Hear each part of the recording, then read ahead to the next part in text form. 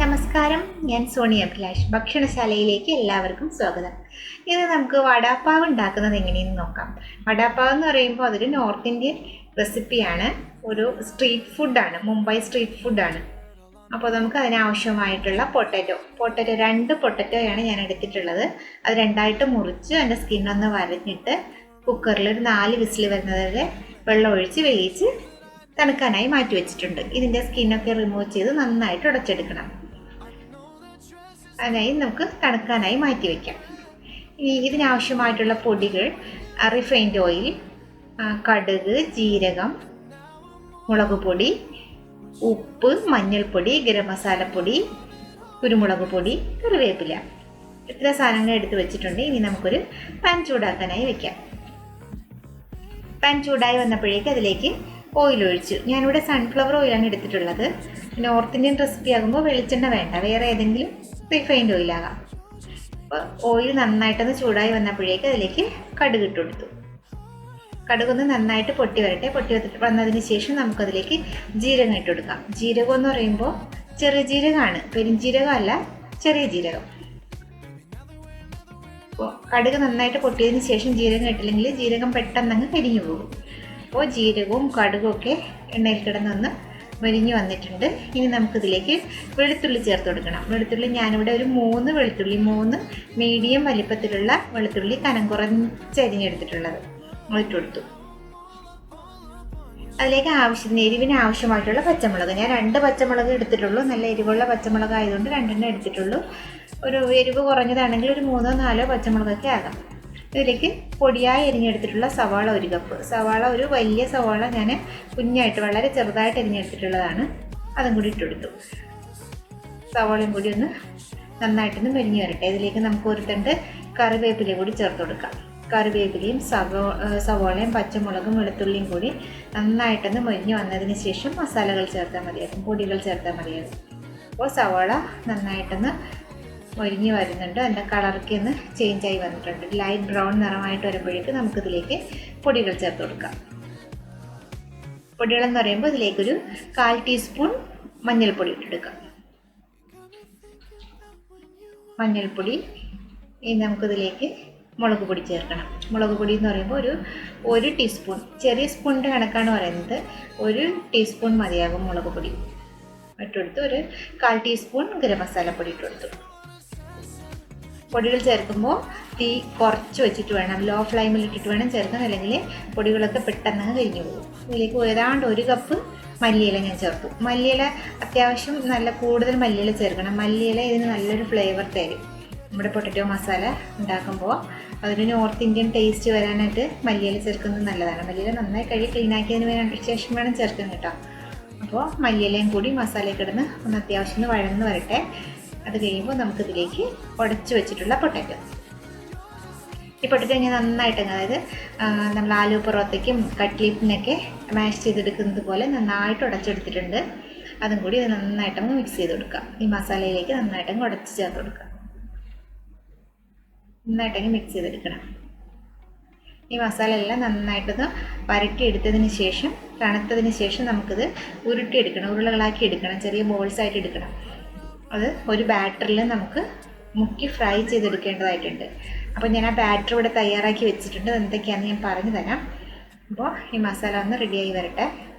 അതിനുശേഷം ഇതിൽ ചെറിയൊരു പുളിക്കായി ഞാൻ ഇതിനകത്തേക്ക് 1 സ്പൂൺ ചെറുനാരങ്ങ നീര്, ലെമൺ ജ്യൂസ് കൂടി ചേർത്ത് കൊടുക്കുന്നുണ്ട്. ചെറിയൊരു പുളിയും കൂടി ഉണ്ടാകുമ്പോൾ നല്ല എരിവും പുളിയും ഉപ്പും ഒക്കെ നന്നായിട്ട് ഇങ്ങനെ നിൽക്കുമ്പോൾ നല്ലൊരു ടേസ്റ്റാണ് ഈ മസാലയ്ക്ക്.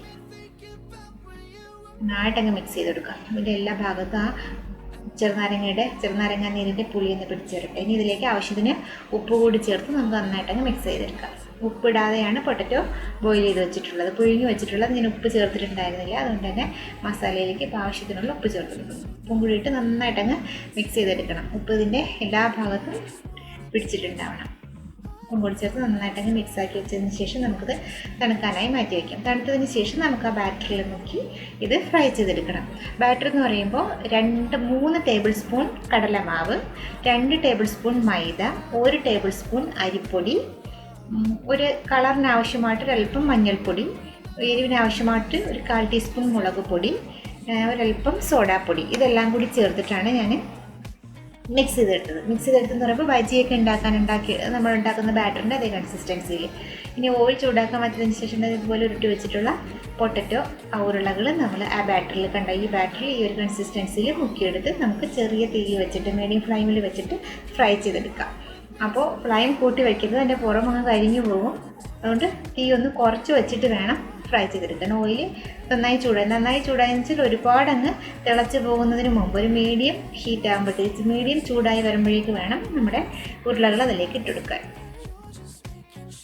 ഇതുപോലെ ഇട്ടിട്ട് ഒരു സൈഡിൽ നിന്ന് ആയി വരുമ്പോഴേക്ക് നമുക്ക് ചെറുതായിട്ടൊന്ന് പതിയെ ഒന്ന് തിരിച്ചിട്ടെടുക്കാം. ഇങ്ങനെ ഒരു ഗോൾഡൻ നിറമായി വരുന്നത് വരെ മറിച്ചിട്ടിട്ട് നമുക്കൊന്ന് ഫ്രൈ ചെയ്തെടുക്കണം.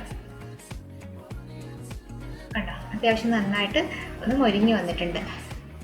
ഇത് നമുക്ക് കോരി മാറ്റാം. അതിൽ നിന്ന് ഇങ്ങനെ കോരി മാറ്റി എല്ലാ ഉരുളകളും നമുക്കിതുപോലെ ഫ്രൈ ചെയ്തെടുക്കാം.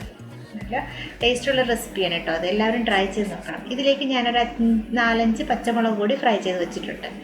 ഇനി നമുക്കിത് ബണ്ണിൽ വെച്ചൊന്ന് സെറ്റ് ചെയ്തെടുക്കണം. ബണ്ണെന്ന് പറയുമ്പോൾ വടാപ്പാവ് ബണ്ണെന്ന് പറഞ്ഞിട്ട് നമുക്ക് വാങ്ങാൻ കിട്ടും. അതല്ലെങ്കിൽ സാധാരണ ബണ്ണായാലും കുഴപ്പമില്ല. അത് രണ്ടായിട്ട് ഇങ്ങനെ മുറിച്ചിട്ട് അതിനകത്തേക്ക് ഞാൻ 2 ചട്നി ഉണ്ടാക്കി വെച്ചിട്ടുണ്ട്. ഒരു ഗ്രീൻ ചട്നിയും ഒരു റെഡ് ചട്നിയും. ചട്നി ഇങ്ങനെ ഉണ്ടാക്കുന്നതെന്ന് ഞാൻ പറയാം. അതിൻ്റെ വീഡിയോ അടുത്തൊരു വീഡിയോ ആയിട്ട് ഇടാം. അതിൻ്റെ റെസിപ്പി ഇങ്ങനെയാണ് അടുത്തൊരു വീഡിയോ ആയിട്ട് ഇടാം. അപ്പോൾ ഇതിലേക്ക് ഗ്രീൻ ചട്നി ഇങ്ങനെ സ്പ്രെഡ് ചെയ്ത് കൊടുക്കാം. അതിൻ്റെ മുകൾ വശത്തായിട്ട് റെഡ് ചട്നിയും സ്പ്രെഡ് ചെയ്യണം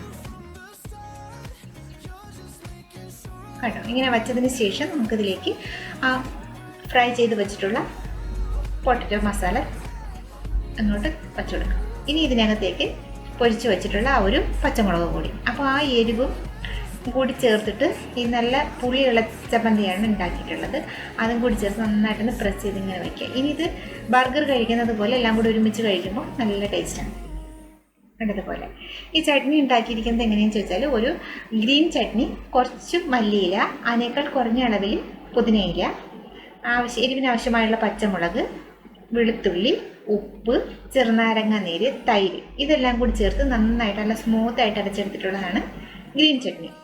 റെഡ് ചട്നി അതുപോലെ തന്നെ തക്കാളി, വറ്റൽമുളക്, ചെറുനാരങ്ങ നീര്, ഉള്ളി, ചെറിയ ഉള്ളി, ഇതെല്ലാം കൂടി ചേർത്തിട്ട് അരച്ചെടുത്തിട്ടുള്ളതാണ് റെഡ് ചട്നി. ഇത് രണ്ടും ഇതുപോലെ സ്പ്രെഡ് ചെയ്തതിന് ശേഷം നമ്മുടെ ഈ ഉരുള ഇതിനകത്തേക്ക് ഇങ്ങനെ വയ്ക്കുക. അതിൻ്റെ ഒരു സൈഡിലേക്ക് ഫ്രൈ ചെയ്ത് പൊരിച്ച് വെച്ചിട്ടുള്ള ആ ഒരു ഗ്രീൻ ചില്ലി കൂടി ഇങ്ങനെ വയ്ക്കുക. ഒന്ന് പ്രസ് ചെയ്തെടുക്കുക. ഇതെല്ലാം കൂടി ഒന്ന് പ്രസ് ചെയ്ത് നമ്മളിങ്ങനെ വയ്ക്കാം. അത്യാവശ്യം നല്ലൊരു സ്നാക്കായിട്ട് കുട്ടികൾക്ക് കൊടുക്കാം, ടിഫിൻ ബോക്സ് ആക്കാം. വടാപാവ് തയ്യാറായിട്ടുണ്ട്. വീഡിയോ ഇഷ്ടപ്പെട്ടാൽ ലൈക്ക് ചെയ്യാനും ഷെയർ ചെയ്യാനും കമൻറ്റ് ചെയ്യാനും മറക്കരുത്.